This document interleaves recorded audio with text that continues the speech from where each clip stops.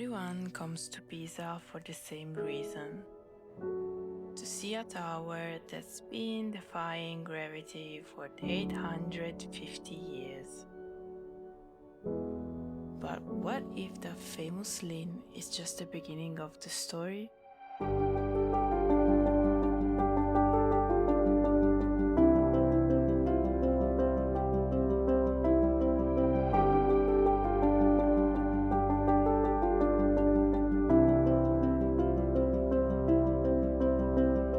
What drew us to Pisa wasn't the Lin, it was the layers. Centuries of stories written in stone, legends whispered through medieval streets, and a timeless magic of a place that transcended time.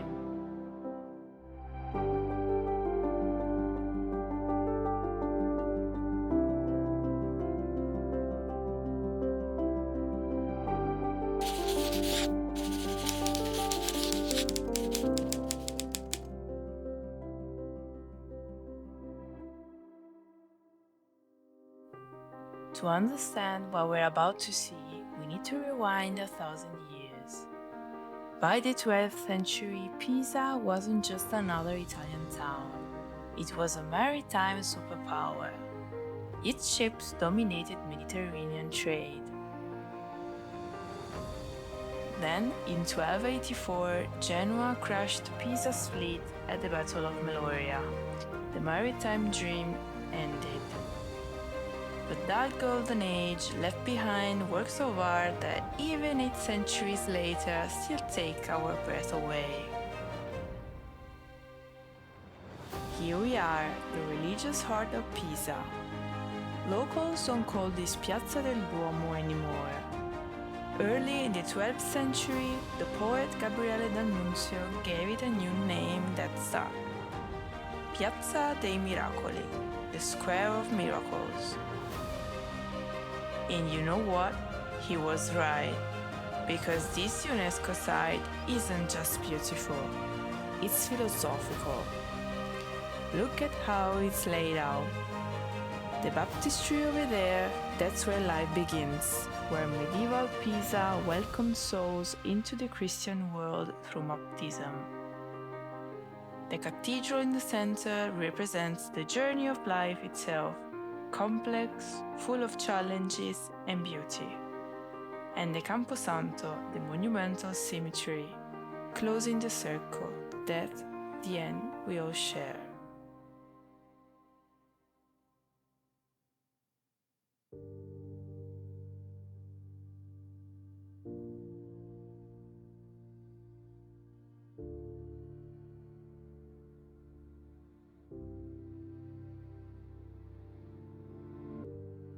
August 1173. Architect Bonanno Pisano begins construction of a 56-meter bell tower. Perfectly vertical, perfectly elegant, a symbol of Pisan power. But by the 3rd floor, the tower starts to lean. The ground, an ancient riverbed of clay and sand, cannot support 14,000 tons of marble. Construction stopped for nearly a century. Then, in 1275, two architects, Giovanni di Simone and Giovanni Pisano, proposed a radical solution: to build the upper floors slightly leaning in the opposite direction. This creates the subtle curve visible today in the tower's profile. But is this the world's most tilted building? Actually, no. A church tower in Suhausen, Germany, surpasses Pisa with more than 5 degrees versus its 4. And this surprises visitors. Not only the tower, but the cathedral's facade and even the cypress tree beside it seem to lean on this unstable ground.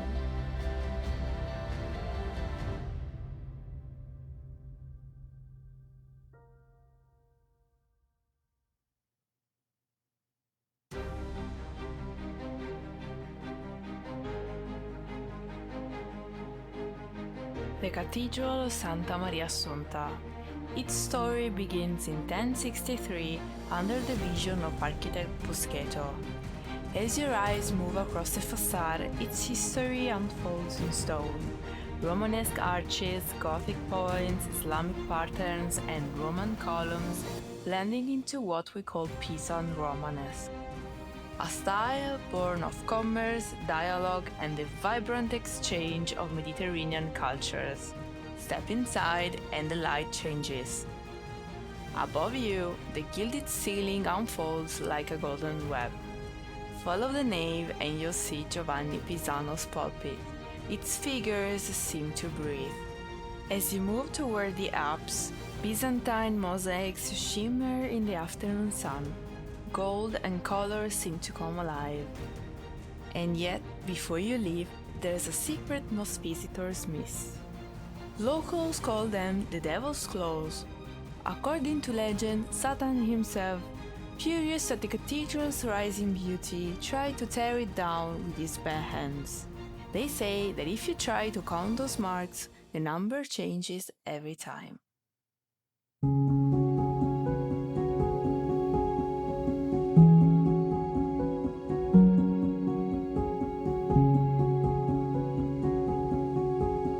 As we cross the piazza toward that great circular building, the baptistry dominates the scene. Impressive from the outside, but its real secret lies within. Construction began in 1152, just after the cathedral. At over 100 meters in circumference, it's the largest baptistry in Italy. And its walls reveal a story of time itself. Below, the Romanesque, solid, rounded arches. Above, the Gothic, pointed, reaching upward.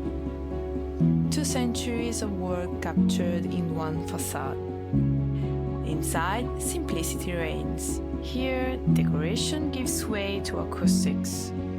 A double dome, one nested within another, turns this perfect circle into a natural instrument. When a single voice sings, the sound multiplies until one becomes many.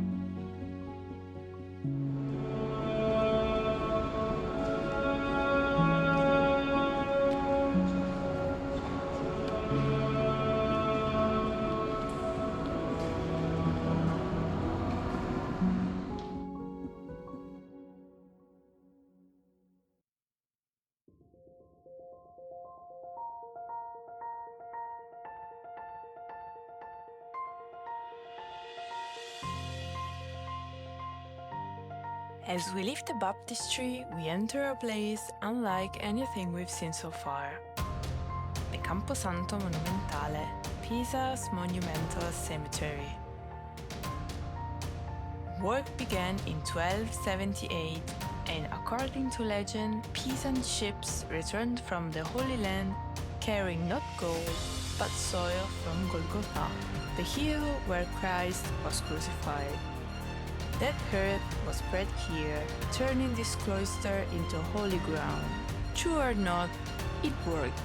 For centuries, this became the most prestigious burial place in Pisa. Along the walls, ancient Roman sarcophagi were reused by medieval nobles. Pisans resting in the same zone that once held Romans. Recycling has always been a good idea, hasn't it? But the true treasures are the frescoes. Medieval masterpieces that survived the centuries, some scarred by war, yet still alive with color and faith. And beneath the stones lies a name that changed the world of numbers, Leonardo Fibonacci, the man who introduced the modern numeral system to Europe. Alright, now do something most tourists never do. We're going to walk away from Piazza dei Miracoli. Because here is the secret about Pisa. The tower is famous, and the city is where the real treasure is. And it starts just here.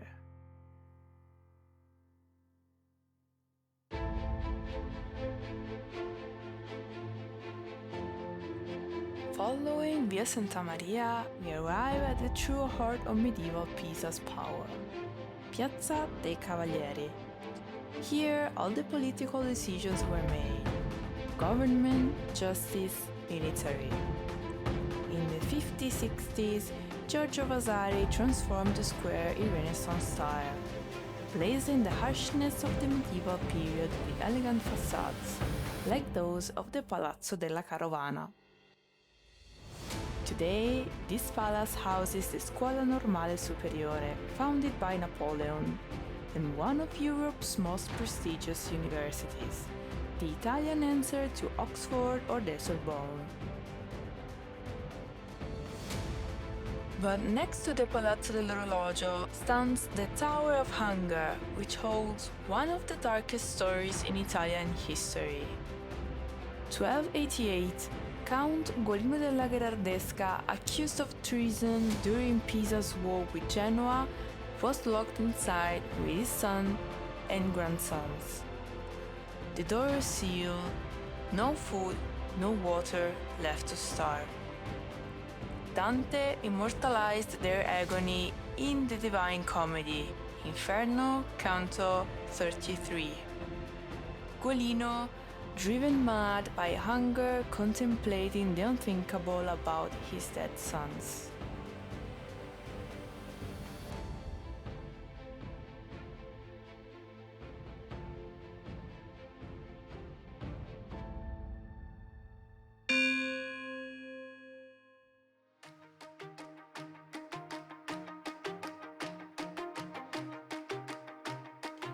From Piazza dei Cavalieri, let's wind through these side streets. This maze of medieval alleys is part of Pisa's charm. You're never quite sure what you'll find around the next corner. And here, Borgo Stretto, one of Pisa's most atmospheric streets. These arcades have been sheltering merchants and shoppers since the Middle Ages.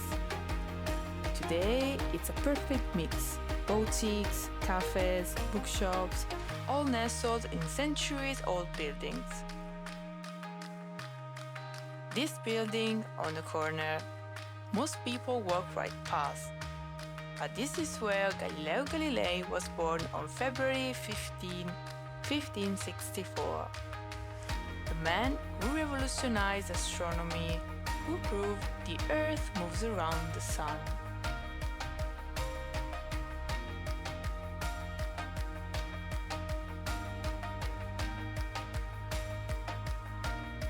We're leaving Borgo Stretto behind and heading toward the river. As we get closer, watch how the architecture transforms, becoming grander, more elegant. Welcome to the Lungarni. These palaces along the water tell stories of Renaissance nobility, of merchant families and banking dynasties. The gentle curve of the Arno inspired some of the greatest poets of the 19th century. Shelley, Byron, Leopardi walked these very streets, capturing this view in their verses. And can you see that red palace? That's Palazzo Agostini. Since 1775, there's been a cafe on the ground floor that holds centuries of Italian culture. This is Caffè del Lustero, Italy's third oldest cafe. For over 2 centuries, these rooms have welcomed Italy's cultural and political elite. A place where history was written one cup at a time.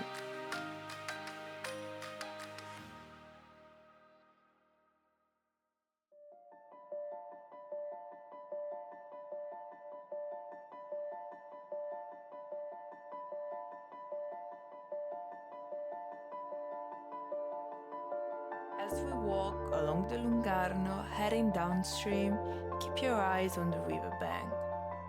Because what you're about to see doesn't quite seem real. Santa Maria della Spina, so small, so delicate. It looks like a jeweler's masterpiece, accidentally left by the water's edge. It was built in 1323 for a sacred relic, a thorn, a spina, believed to be from Christ's crown. That's where the name comes from. The thorn isn't here anymore, but this church remains a jewel box on the Arno.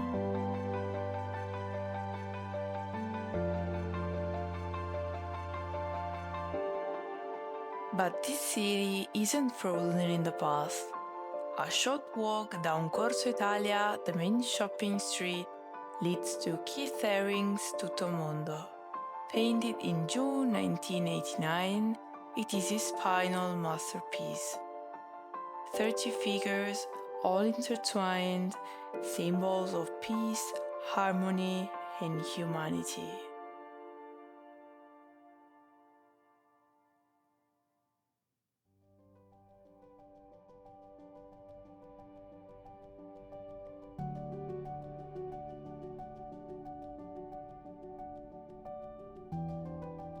Alright, for our final stop, we want to show you Pisa from a perspective almost nobody experiences.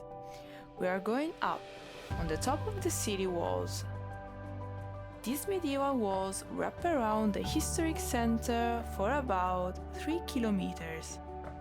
Built to defend Pisa during its Republic days, they are 11 meters high and almost completely intact. And this view. This is Pisa without the crowds, without noise. Just you, the stones, and 8 centuries of history beneath your feet.